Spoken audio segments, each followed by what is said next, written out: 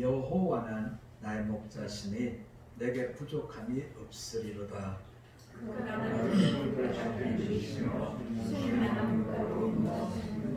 내 영혼을 소생시키시고 자기 이름을 위하여 의의 길로 인도하시는도다.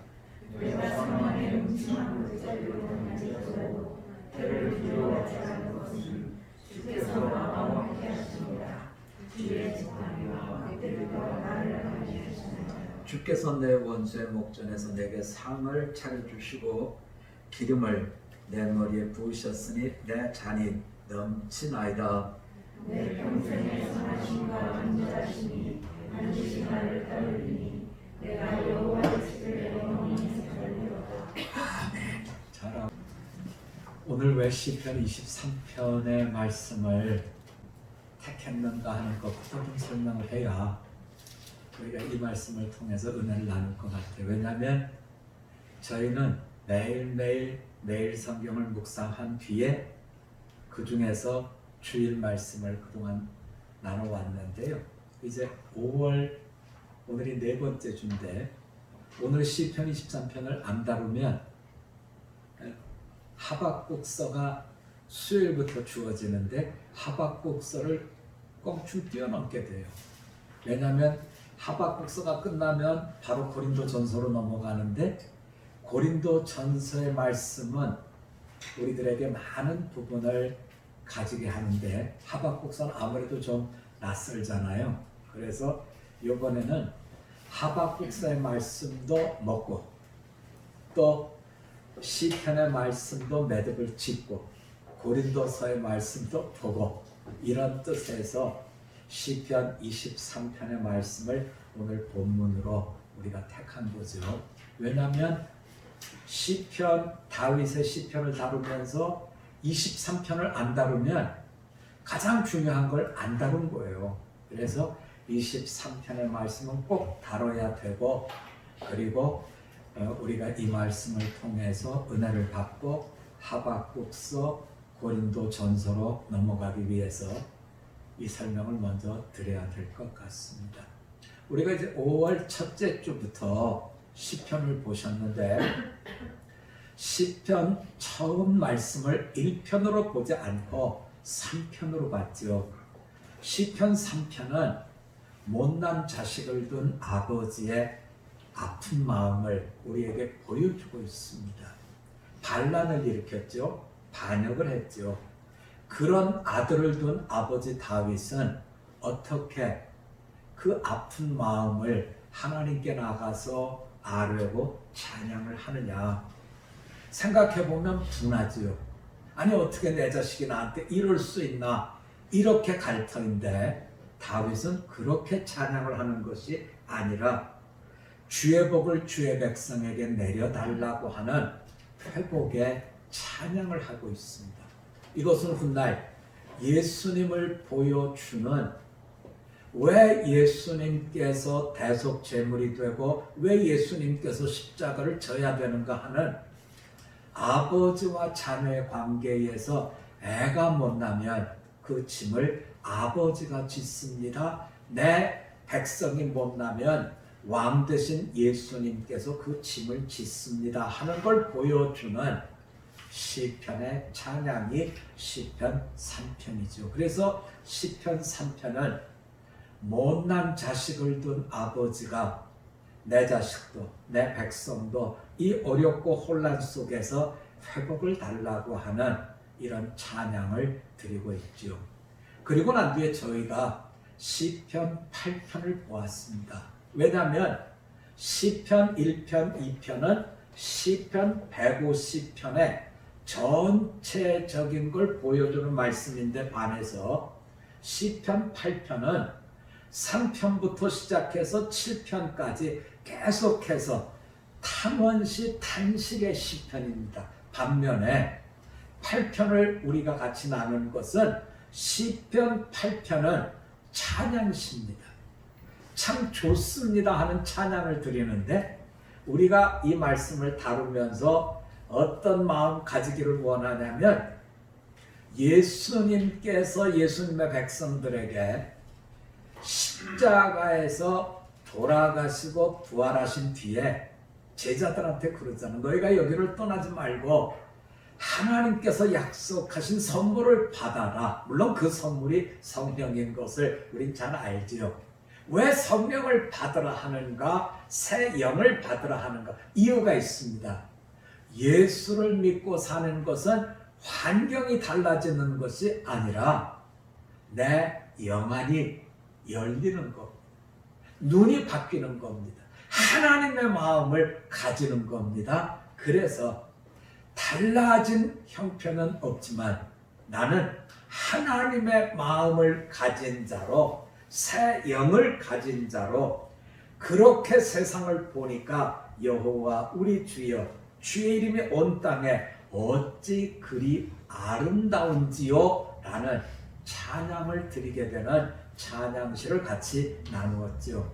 그리고 지난 주일은 이제 가정주일이었는데 우리가 가정주일을 하면서 시편의 단어 중에 하나인 믹담, 비석, 기억, 소중한 걸 기억해라, 소중한 것을 마음에 새겨라 하는 뜻에서 믹담이라는 단어를 제가 계속 여러 번 강조했던 걸 아마 기억하실 겁니다. 소중함을 기억하라, 잊어버리지 말아라, 이것 때문에 흔들리지 말아라 하는 말씀을 보면서 우리가 가정을 지키려면 어떻게 지켜야 됩니까 할 때에 어려움이 찾아왔을 때 다른 신을 찾아가면 안 됩니다. 하나님만 섬기셔야 됩니다 하는 말씀을 우리가 같이 나누었죠. 자, 이렇게 3편, 8편, 16편 그리고 오늘 23편인데요. 자, 23편의 제목부터 우리가 한번 좀 디디고 갈까요? 자, 우리 한번 같이 해볼까요? 나는 만족합니다.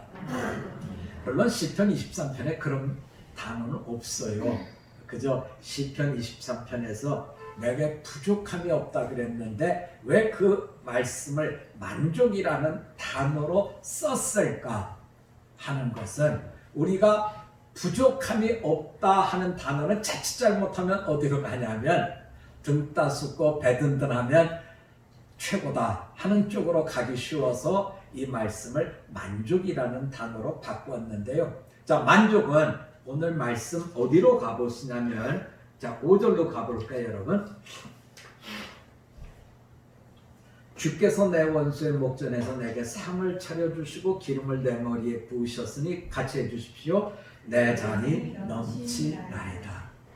내 잔이 넘칩니다. 이것이 부족함이 없습니다. 만족합니다의 내용이 되더라는 거죠. 지난 주 중에 나라님이 우리들한테 선물을 줬죠, 여러분. 재난 지원금을 주셨는데 저희는 이제 가족이 3사람이라서 지은이는 시집 갔고 아마 그 집에서 받았겠죠. 네. 그리고 이제 우리는 아들하고 저하고 우리 처하고 3사람이라서 80만 원을 나라님이 선물로 주셨어요. 그래서 이제 기분이 참 좋더라고요. 여러분 선물 받으면 무조건 좋잖아요. 그래서 그걸 가지고 저는 이제 수준이 이걸로 뭘 사지? 이걸로 뭘 맛있는 걸 먹지? 우리 지인한테 전화 걸어서 재영이 데리고 나와서 우리 맛있는 거 먹자 그럴까? 이렇게 해서 얼굴이 이제 반짝반짝 이랬는데 제가 우리 가족들하고 의논했지. 이거 어떻게 쓸까? 그랬더니 아 그래요? 그러면 가족들의 얘기가 친구 중에 어려운 분이 있으면 그걸로 어려운 친구를 좀 도와주면 좋겠다 해서 친구를 만났지요.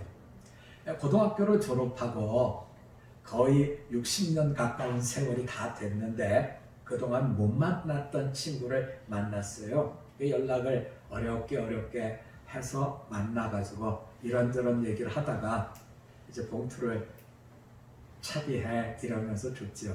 그랬더니 이제 그 친구가 차비하라 그러는데 봉투를 줬으니까 뭐 많이 넣어야 5만 원이나 10만 원 넣겠지 이랬는데 아마 집에 가서 본 것 같아요.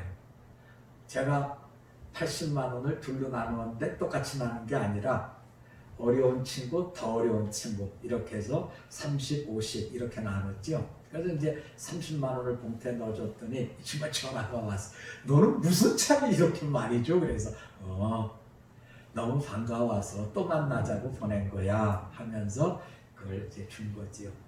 여러분, 내가 참 좋습니다. 내가 참 기쁩니다. 내가 참 만족합니다.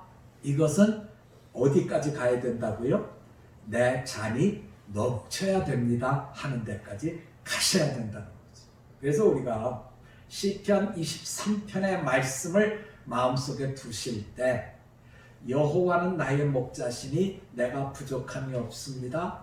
해석으로 여호와는 나의 목자시니 내가 만족합니다. 그러면 그 다음에 뭐가 나와야 되냐면 내 잔이 넘칩니다.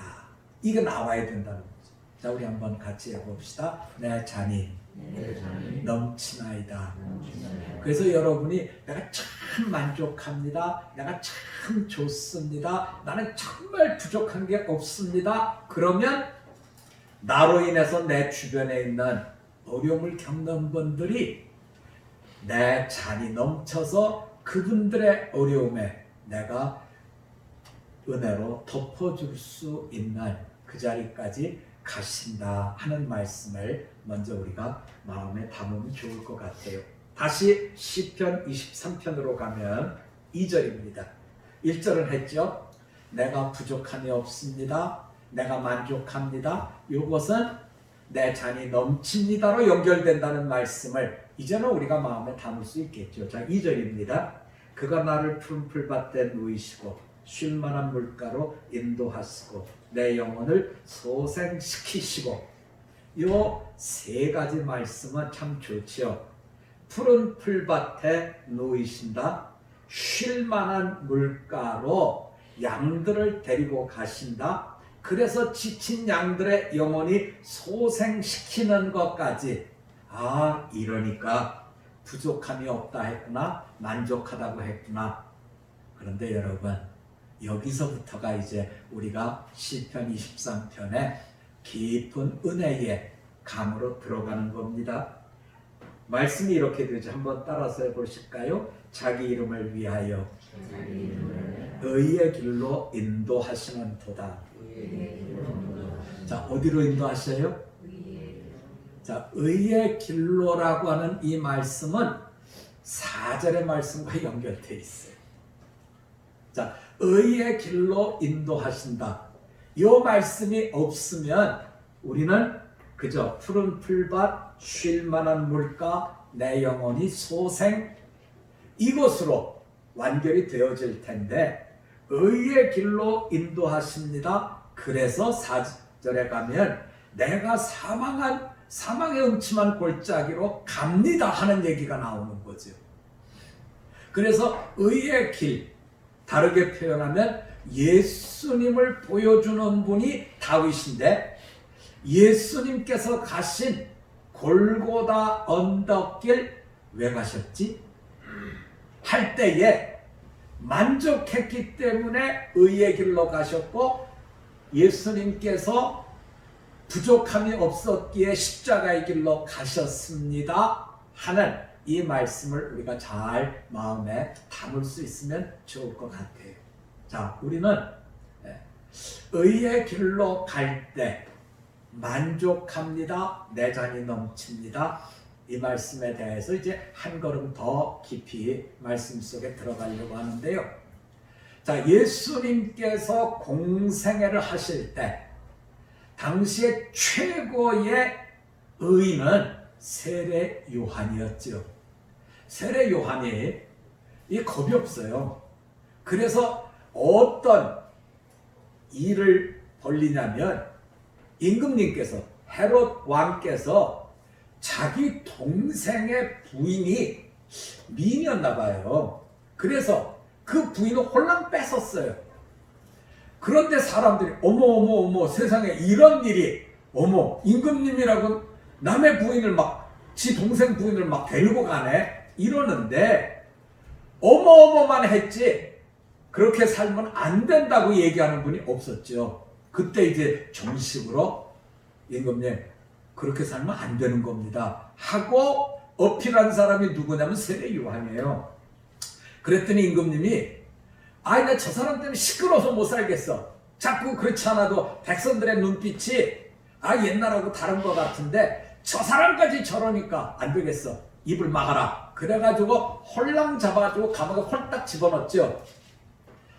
자, 이렇게 의로운 사람으로 알려진 사람이 세례 요한입니다.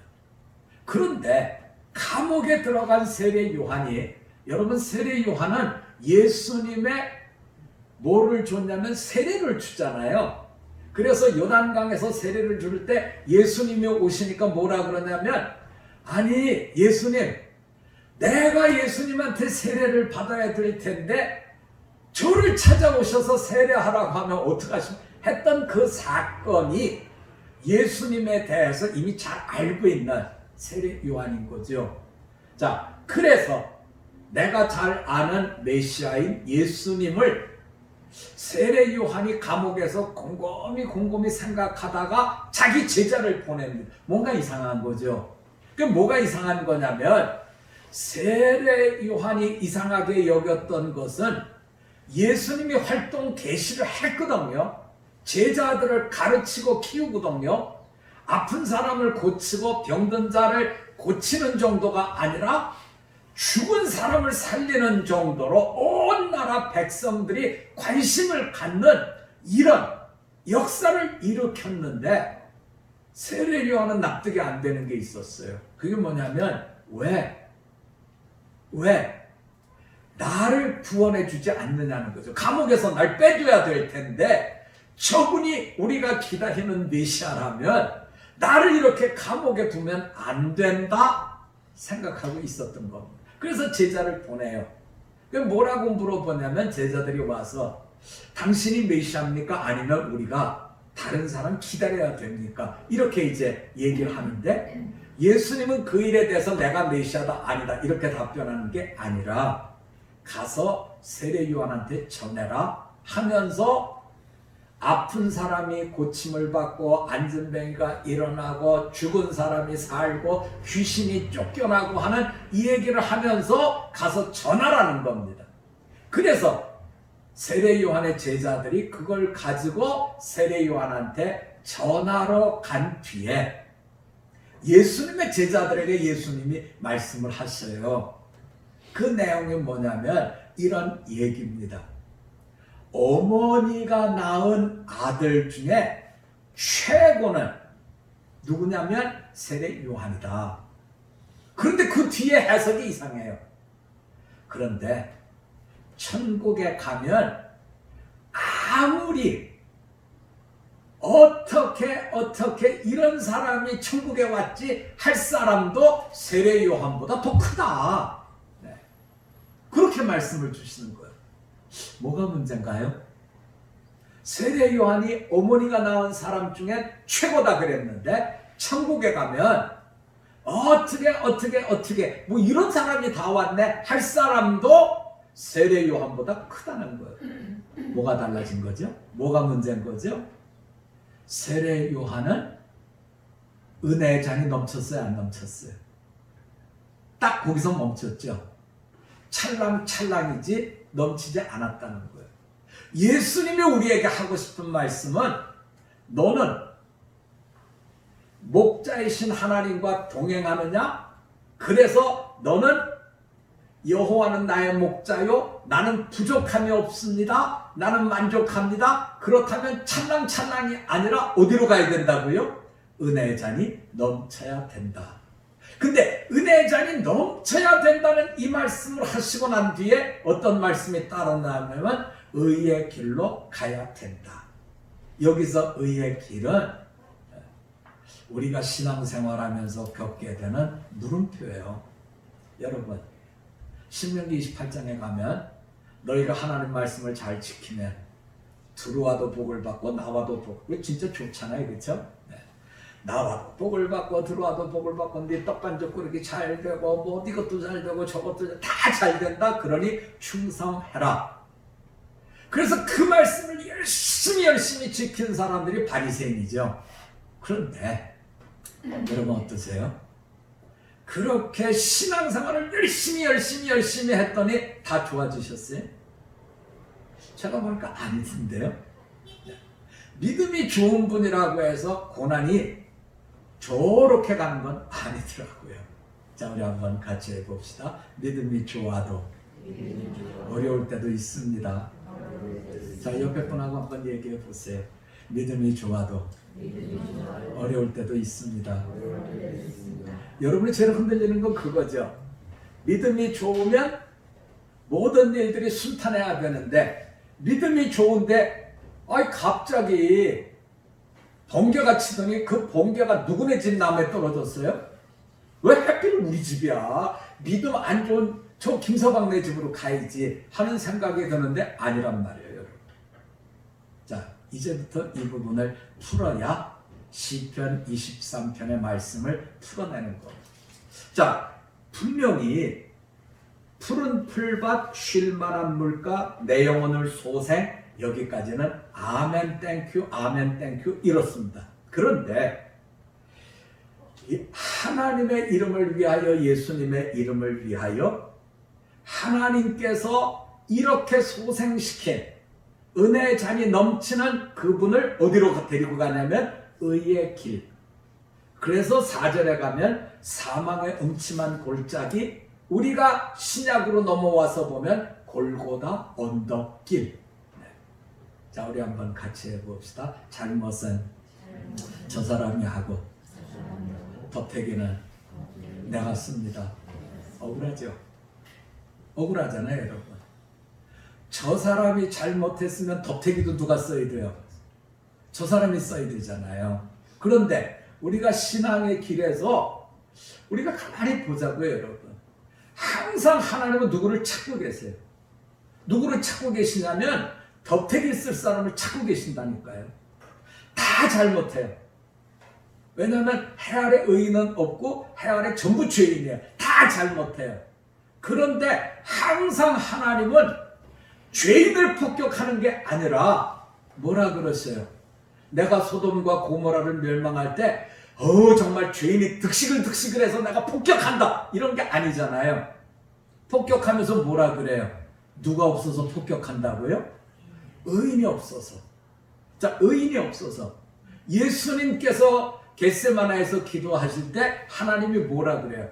걔네들 진짜 못됐지, 그지? 그래, 나도 그렇게 생각해. 이제는 저것들 폭격하자 이런 게 아니라 예수님한테 뭐라 그러냐면 네가 내 뜻대로 좀 해주라 하면서 십자가에서 예수님이 그 말씀을 어떻게 해석하고 있냐면 잘못한 건 누구예요?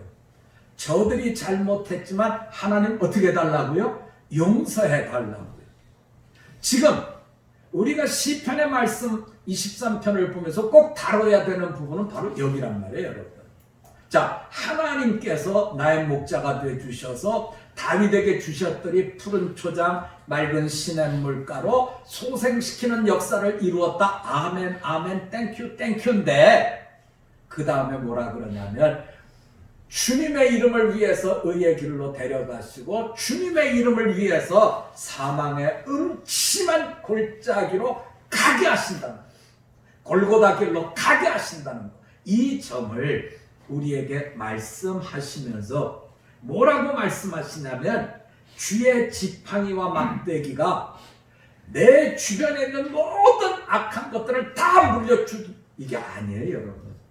주의 지팡이가 막대기가 나를 안전하게, 다른 말로 표현하면 어디까지 갈 수 있게 해준다고요? 십자가까지 갈 수 있게 해주신다. 자, 우리 한번 같이 해봅시다. 주님의 지팡이와 막대기가 사망의 음침한 골짜기 끝까지 거기까지 인도하시는 거예요.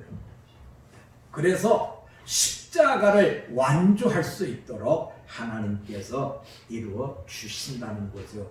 그래서 내 잔이 넘칩니다 할 때에 이 말씀은 의의 길로 가는 하나님의 역사를 보게 하시고, 더 나아가서 모든 잘못은 저 사람이 했는데 하나님은 주의 지팡이와 막대기를 가지고 나에게 안위, 끝까지 그 길을 가게 하시는 역사를 열매 맺게 하신다는 거지요.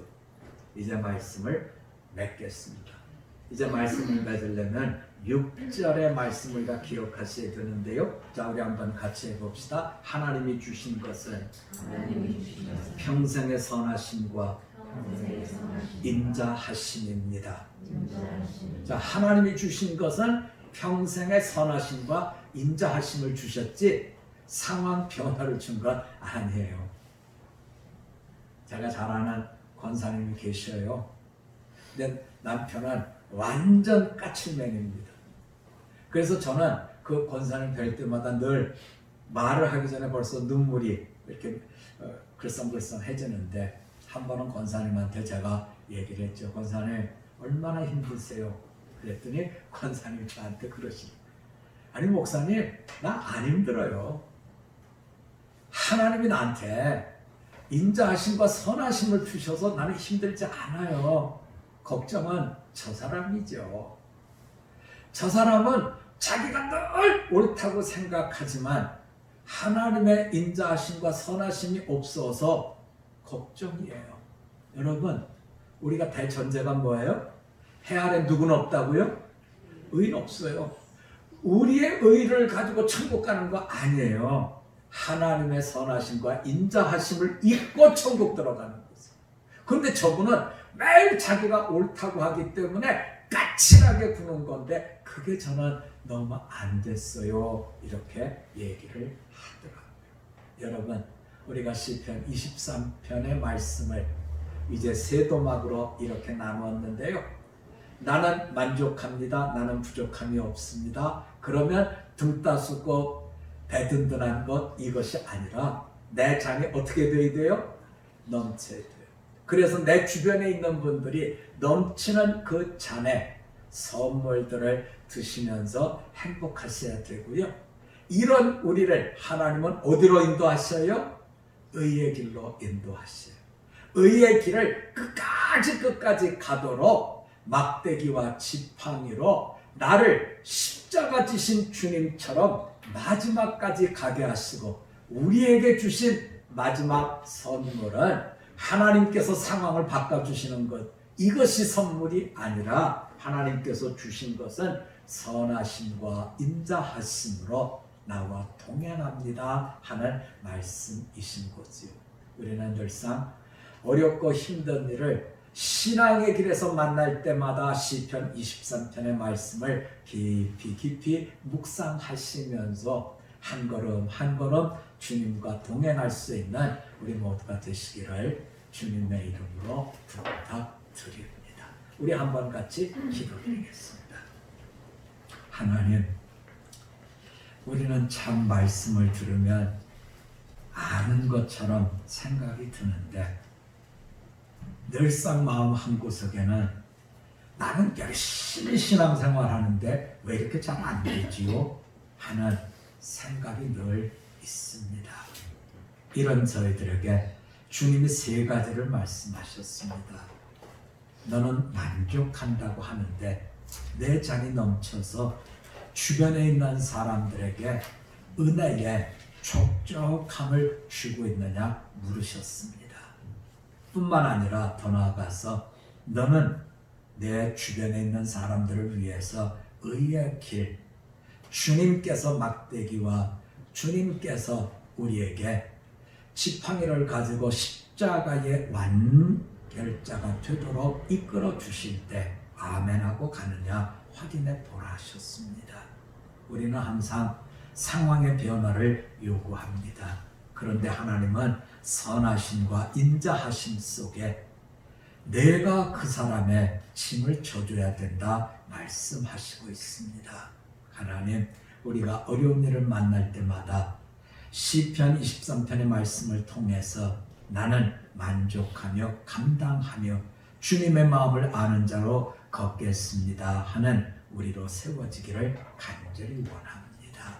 주님의 뜻 이루어낼 수 있도록 은혜의 은혜를 덧입혀 주시옵소서. 감사드리며 예수님 이름으로 기도드립니다. 아멘.